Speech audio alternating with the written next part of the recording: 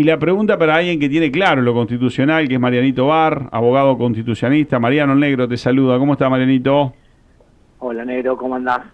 Bien, ¿Todo acá bien por acá? tratando de una explicación tras otra, porque nos levantamos con 300, creo que son, guíame, 366 los decretos. No, no, es un decreto Ajá, que claro, perdón, modifica, está bien.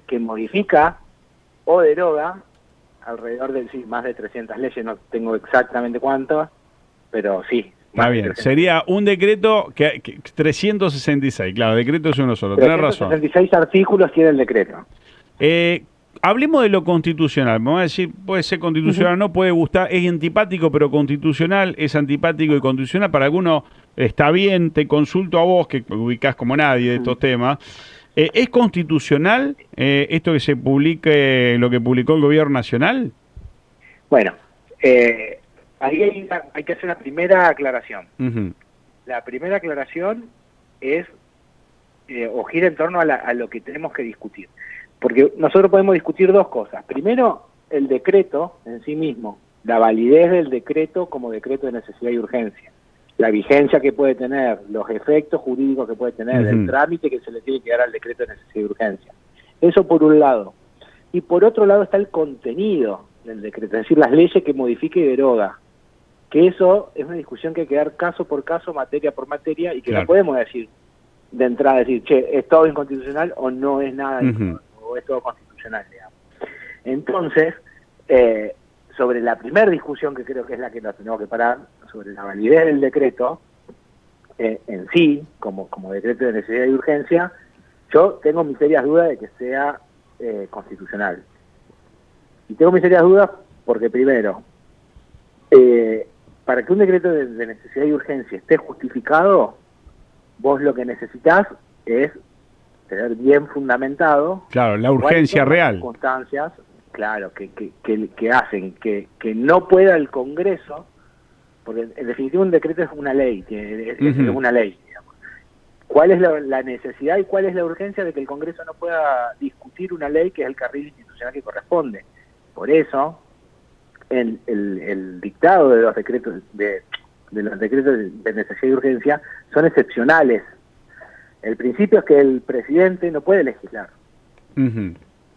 que solo lo hace el Claro. Congreso. Excepcionalmente, cuando hay necesidad y urgencia, entendiéndose por esto, cuando la situación es tan desesperante que no se puede esperar a que el Congreso debata una ley, ahí se lo habilita el presidente a dictar un decreto de necesidad y Perfecto, dame urgencia. un ejemplo que digamos, che, esto fue urgente, no sé, me imagino una catástrofe. Esto es urgente, hay que hacer hoy, digo, vamos por acá. Pero guíame para que la gente ubique que es algo que se ha hecho por decreto de necesidad y urgencia.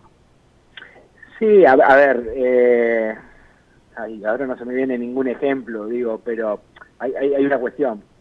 Hay muchas veces que el decreto de necesidad y urgencia ha sido aplicado bien. Se me ocurre la declaración de emergencia sanitaria apenas comenzó la Pandemia, pandemia. claro. No había tiempo para discutir, digamos, un montón de cuestiones relativas al funcionamiento de la sociedad en medio de la pandemia. Digamos. Es obvio que había necesidad y urgencia. Ahora, también es cierto que todos los presidentes han hecho uso y abuso de los decretos de necesidad y urgencia. Lo que sí, nunca se vio algo como esto, que con un decreto pretendan modificar toda la estructura del Estado, modificando 300 leyes, porque ahí sí, en definitiva, lo que estás haciendo es invertir el principio y a la Ujú. excepción la convertís en regla. Porque una cosa es una cuestión puntual, Claro, claro, eh, claro. Sí. y otra cosa es 300 leyes que además no tienen nada que ver una cosa con la otra. ¿Cómo puede ser que con los mismos fundamentos esté justificado la derogación de la ley de alquileres, la derogación de la ley de fraccionamiento de yerba mate y la conversión de los clubes en sociedades anónimas deportivas, digamos, ¿no? Bueno, es claro, ahí está, esto es lo que yo quiero escuchar, decir que la gente no es que se enoja si estamos a favor, nos gusta más, nos gusta menos, queremos bancar en toda mi ley o no queremos bancarlo, como están las dos veredas. Algunas no le bancan ninguno de los 366 y otros le bancan los 366. Esto que está Claro. diciendo Mariano, digo, ¿cuál es el análisis para ya en un solo decreto meter ahí, como decíamos, tengo la tía en Paiva, el Fomento, Claro. digo, ¿Te acordás del dicho? ¿Qué tiene que ver con la sociedad de fomento? Sí, ¿Se acuerdan ese o no? Y en el medio las reformas laborales también que hablábamos hace un rato, Claro. y un montón de otras cuestiones más. O sea, Marito, esto que te planteo a vos decir, no quiere decir que no tengan necesidad de ser tratadas este tipo de leyes, modificadas, cuestionadas, etcétera, etcétera. El tema es la manera, estamos discutiendo las formas, ¿no? Claro, por eso te decía que la primera discusión y la que tenemos que dar es sobre la validez del decreto en sí misma, no sobre el contenido en sí del decreto, es decir, no sobre la materia que modifica. Eso, si el decreto después queda vigente, será materia de discusión en los tribunales, digamos. Si se te vulnera un derecho laboral, si se te vulnera otro tipo de derecho. Ahora, vos lo que estás discutiendo es la forma en que se hizo, porque si esto lo hace el Congreso, no hay Lola, digamos. ¿Todo lo que se publicó en el decreto, Mariano, ya está vigente o hay cuestiones que sí o sí necesitan el aval del Congreso, la bicameral? No, esto funciona así. Primero, un detalle que yo no sé si el presidente estuvo mal asesorado, porque el abogado no es, o lo hicieron a propósito. El decreto, que en general los DNU tienen un artículo, que debería ser el artículo 367 en este caso, que dispone la entrada de vigencia a partir de su publicación en el boletín oficial. Ese artículo no está en este decreto, y por lo tanto se le aplica la regla que se le aplica a todas las leyes, que es que entran en vigencia a partir del 8º día desde su publicación en el boletín oficial. Es decir, este decreto va a entrar a regir a partir del 29 de diciembre. Ahí se está comentando que se dieron cuenta de este error y que van a sacar otro decreto para hacer entrar en vigencia este decreto. Ajá. A estos niveles de errores. Pero me da el ejemplo, entre ellos la ley de Sociedad Anónima del Fútbol, digo, metido así como prioridad de los argentinos, porque digo, algunos podemos estar a favor y otros en contra, pero ¿cuál es la necesidad y urgencia de que esto salga por decreto? Eso sí es una explicación que podríamos pedir cualquiera, los que no somos muy especialistas. ¿Cuál es la urgencia que tiene un argentino? ¿En qué nos cambia de urgentemente a un argentino común, hincha del fútbol, que los clubes sean como necesidad y urgencia hoy posiblemente sociedades anónimas? Ninguna. Exacto. Ahí te sentás adelante de Milei y decís, la pregunta acá es ¿por qué no lo puede discutir el Congreso? Claro. ¿Para qué votamos no derogan el Congreso, no derogan, no sacan los diputados y senadores? Y no, pero está al borde, digamos, porque nunca se vio un decreto tan enorme con esto. Es grande. Si me dejás retomar un poquito la pregunta que me hacía, ¿qué es lo que pasa con el trámite legislativo de esto? El decreto, si sacan ahora este nuevo decreto que lo hace entrar en vigencia, o a partir del 29 de diciembre, el decreto está vigente, las leyes que deroga siguen derogadas. Lo que tiene que hacer ahora el jefe de gabinete es mandar este decreto a una comisión bicameral que hay en el Congreso, y esa comisión tiene 10 días para dictaminar sobre si acepta o no acepta el decreto, y además después lo tienen que tratar cada una de las cámaras, y si no le rechazan las dos cámaras, el decreto queda vigente. Y ahí recién se abre la discusión de caso por caso que ya te decía, digamos, de cada una de las modificaciones. Claro, o sea que hay un paso todavía legislativo pendiente, si se quiere, antes de la entrada en vigencia completa del decreto. El decreto se puede rechazar, lo tienen que rechazar las dos cámaras. Si lo rechaza una sola no tiene efectos, tienen que rechazarlo las dos cámaras. Pero además, durante el plazo que el decreto estuvo vigente, digamos, y las relaciones jurídicas que se generaron durante la vigencia de ese decreto... Es con el decreto, digamos. Por ese decreto, quedan blindadas, digamos. Y Mariano, el decreto también habla, por ejemplo, me llamó la atención a mí, el tema derecho a huelga, como que regula un poco el derecho a huelga de determinados sectores, docentes, transporte. ¿Eso desde el punto de vista constitucional se puede hacer? Bueno, ahí hay todo un tema, hay que ver, digamos, hasta dónde, cuál es el alcance finito en ese punto en particular. Lo que yo pude ver por arriba es que lo que hace es declarar los servicios públicos esenciales, que es lo que ocurre acá, por ejemplo, con los médicos, que lo que deja hacer cuando es un servicio público esencial no es que no podés hacer huelga. Pero tenés que garantizar el funcionamiento. Es garantizar las guardias mínimas, exacto, el funcionamiento mínimo indispensable para que el servicio se siga prestando. Digo, nosotros vemos a los médicos de CIPLUS, AMRA, o lo que fuera, movilizándose más de una vez, pero sí, por supuesto, también prestando al mismo tiempo el servicio con guardias mínimas, digamos. No es que elimine el derecho a huelga, sino que lo restringe mucho. Pienso en un día escolar, digamos, puede que no vayan todos los maestros, pero la escuela tiene que estar abierta y brindando un funcionamiento.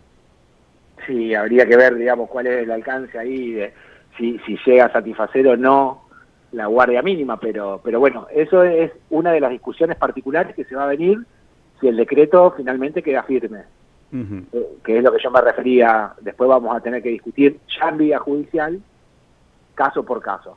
Vamos a discutir si el régimen de promoción industrial, derogar el régimen de promoción industrial, se podía o no se podía traer ese decreto, y por tanto sigue vigente o no, y la justicia declara inconstitucional esa derogación. Vamos a hacerlo con el derecho a huelga, lo vamos a hacer con la sociedad anónima deportiva y con todos los casos uno por uno. Ahí sí, ya vamos a discutir, no en general, sino cada cosa en particular. Por si nos salteamos alguno muy destacado ahí en el WhatsApp de constitucionalistas, ¿cuál es uno que voy a decir, mirá, no estamos tocando pero nos llamó mucho la atención este punto? ¿Hay algo que le haya llamado demasiado la atención? A mí me parece, digo lo del fútbol, porque conocemos más o menos mucho y no veo la urgencia. La verdad que no veo la urgencia de que los clubes, que la mayoría se han manifestado en contra de ser sociedad anónima, pero ¿cuál sería la urgencia de tocarlo? Saquemos ese. ¿Alguno que le haya llamado mucho la atención?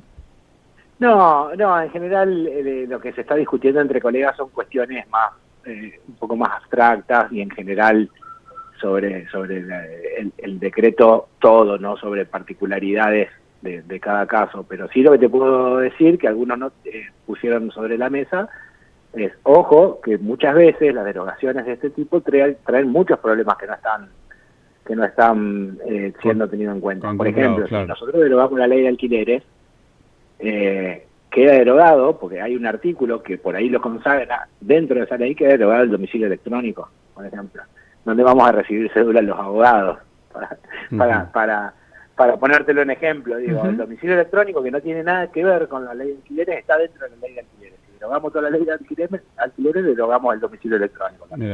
Para que tengas una idea de los problemas que puede ocasionar todo eso. Bien. Y otra consulta que me cabe, en base a algunos que voy a decir, no se le ve la urgencia. Pregunto, ahí no me lo va a poder costar tan directo Mariano, pero diputados y senadores que son elegidos para tener un poder dentro del Estado, en estos que no son de necesidad y urgencia, porque si no, entendemos la lapicera del presidente, a veces tiene que ser, caso pandemia, es hoy, chico, basta. Podés comprar, podés traer, podés vender, podés todo. Mariano, ¿cuál debería ser una reacción? ¿Cuál creen ustedes, chicos, que va a ser la reacción de tipos que fueron electos y deberían ellos tratar estos temas? ¿Somos decorados, como somos de este sector, nos quedamos callados? Aquellos que protesten y se enojen lo vamos a señalar como diciendo, mirá esto, ahora se quejan, cuando en realidad lo que están haciendo es cumplir con el derecho que le han otorgado a los votantes. ¿Cuál debería o cuál creen que va a ser la reacción de diputados y senadores? Porque ya deberían estar reaccionando algunos. No, lógico. Acá lo que entra a jugar, por supuesto, es los intereses políticos partidarios de cada uno. Ahora, yo te puedo decir lo que yo creo. Yo creo que la representación política en el Congreso, la democracia en sí, es un sucedáneo o continúa el discurso moral de la sociedad. Digamos, el Congreso representa el discurso moral de la sociedad. Ahora, si los diputados y los senadores se quedan en silencio ante el avasallamiento al órgano de representación popular que es el Congreso, me parece que también la falta es esencialmente moral y ética de los diputados, que no salgan a defender el principio republicano de gobierno y la democracia en este contexto. Pero bueno, como es una apreciación moral, algunos estarán de acuerdo y otros no. Claro, no, por lo menos el derecho de tratarlos a estos temas, como decías vos. Después podrán aprobarlos, rechazarlos, pero en muchas cuestiones son temas que le competen ser analizados al Congreso. Seguro. Por lo pronto van a tener que aprobar o rechazar el decreto en general. Claro, por eso. Y acá no pueden ir tema por tema, o lo aprueban todo o lo rechazan todo. Mariano, gracias por el tiempo. Bueno, por favor, gracias. Gracias por el tiempo.